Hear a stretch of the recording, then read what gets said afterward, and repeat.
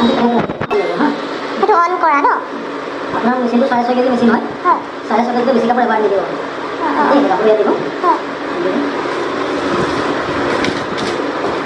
anti red কভাৰটো যে আহিছিলে সেইটো আছে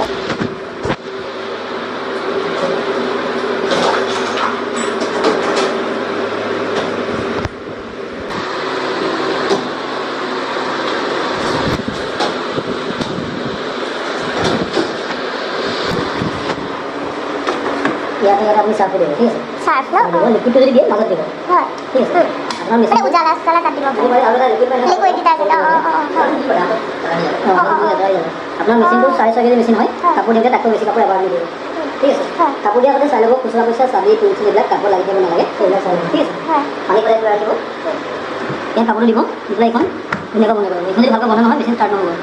বৰ্ডৰ চুইচ দিব দি পেলাই আপুনি ইয়াত পাৱাৰ দিব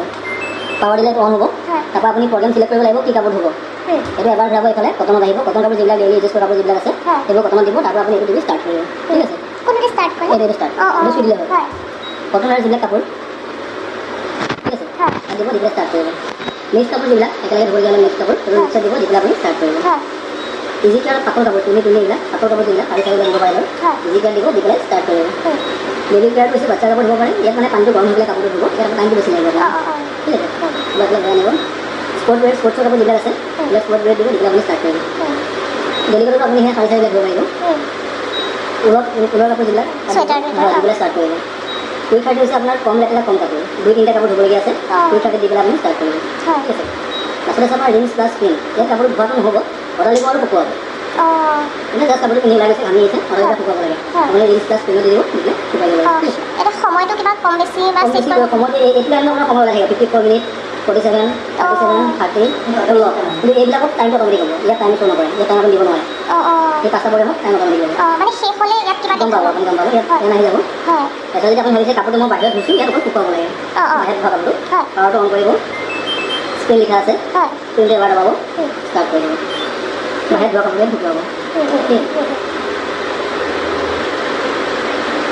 তাৰপৰা মেচিনটো 4 মাহৰ মূৰত টাপিং কৰিব লাগে কি কৰিব লাগে টাপিং মানে ড্ৰামটো ক্লিন কৰিব লাগে ক্লিন কৰিব লাগে 4 মাহৰ মূৰত কৰিব লাগে তাৰ কাৰণে আপুনি লিখা আছে please hold 3 second for tapping function আপুনি এই দুটা 3 ছেকেণ্ড বেছ কৰি ৰাখিব পাৱাৰটো অন কৰিব অন কৰি এটা 3 ছেকেণ্ড বেছ কৰি ৰাখিব আহি গ'ল টাপিং অপশ্যন